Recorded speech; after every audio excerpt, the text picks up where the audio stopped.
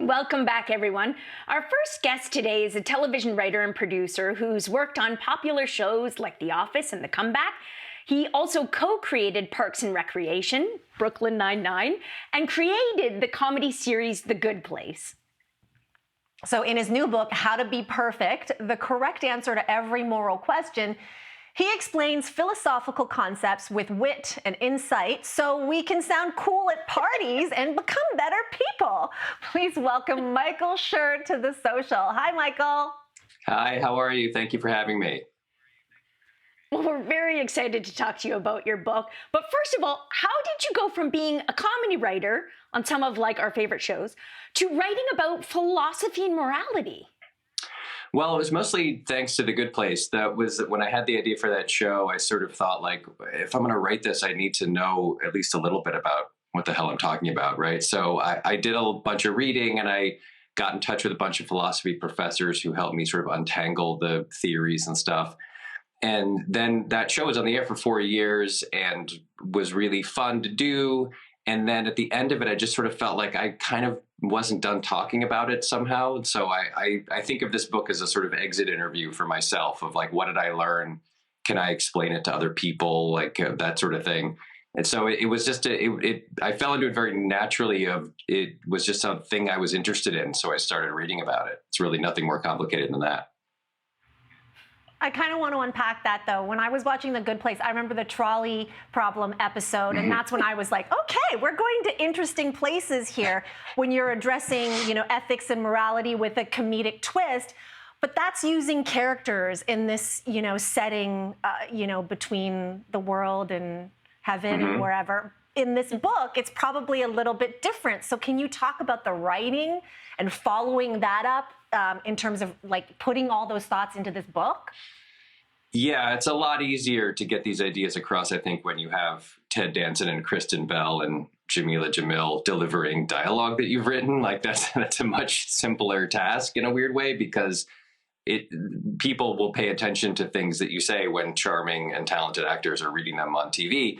This was me alone, just sort of trying to summarize everything that I had learned, and it was very difficult, I would say. I don't want to sugarcoat it, but I did have the benefit of having worked with a large group of people, other writers and actors, for 4 years who had sort of, helped me make sense of all this stuff. So my only fear when I sold the book was, honestly, will I have enough time to do this? And I sold it on February 1st, 2020.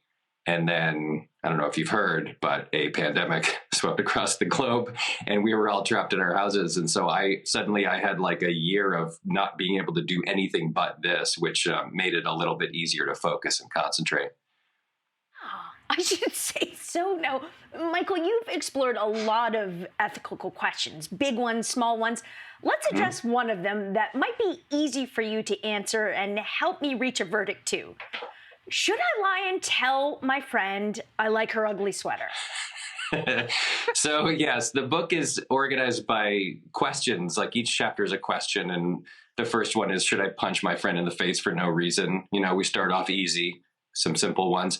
And one of them, the one you're referring to, is, should I lie and tell my friend I like her ugly shirt? And it's a discussion of Immanuel Kant and a theory known as deontology, which is super hardcore. And he basically thought you can never lie to anyone for any reason, because if his whole thing was, can you make this a universal rule? Basically, would it be okay if everybody did what I'm doing? And so he thought that if you lie to anyone for any reason at all, then that is projecting a world where everybody can lie all the time. And if everybody can lie all the time, then communication would make no sense and no one would have any idea what's going on. And even the thing you're doing, which is lying to achieve some kind of objective, would be meaningless because the person you're lying to would know that it's possible you're lying. So that's the most sort of intense theory of all of them. And what he ends up saying is, you can't lie, but you can sort of tell a truth that's not the whole truth. You could say, if your friend says, do you like my ugly sweater? You could say, you have another sweater that I love. You should wear that one instead.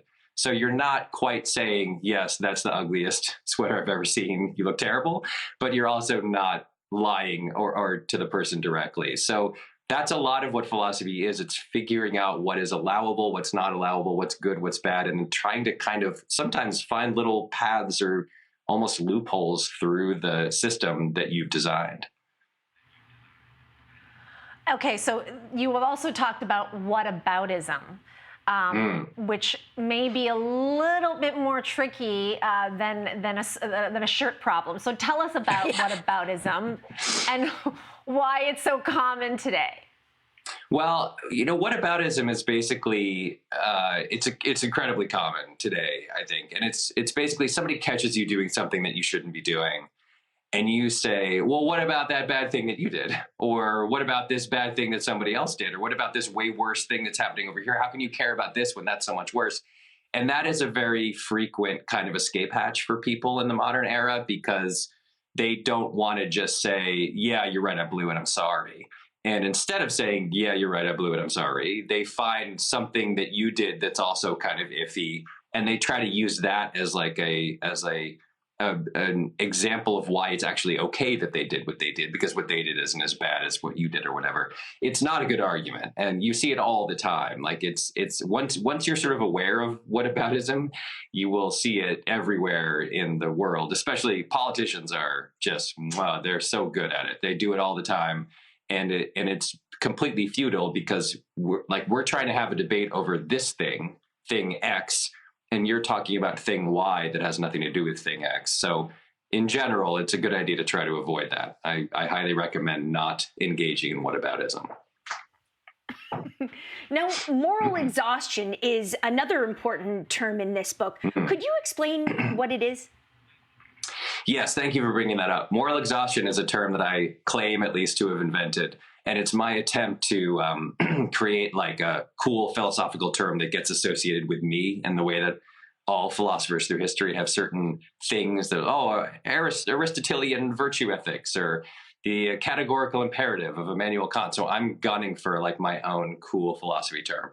And it's called moral exhaustion. And I highly encourage all of you to use it all the time and attribute it to me so that I can get famous in academic circles. So basically what I'm talking about with moral exhaustion is like this phenomenon that like we know so much stuff about the world. Like we are so aware of everyone in the world and all of their bad behavior and all of the decisions that we're making and why they're bad. And every time we buy a tomato at the supermarket, one of our friends or somebody on Twitter will say like, how could you possibly buy a tomato from that tomato company? Like they're supporting this cause, or they're blah, blah, blah, blah, blah.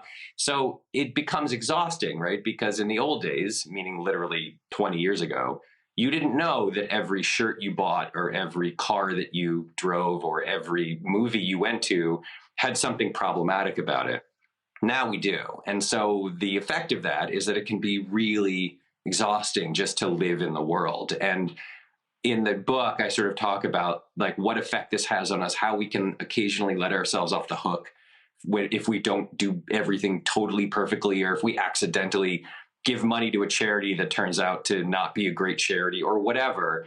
And that is a way to combat what I think of as moral exhaustion, which is basically just that, I think it's Wordsworth said, the world is too much with us.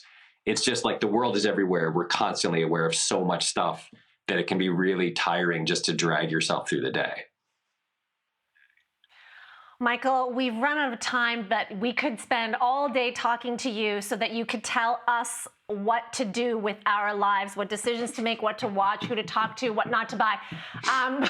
So thank you so much for your time. We really appreciate it. We're going to read the book. It's called How to Be Perfect. It's out right now, and we'll be right back.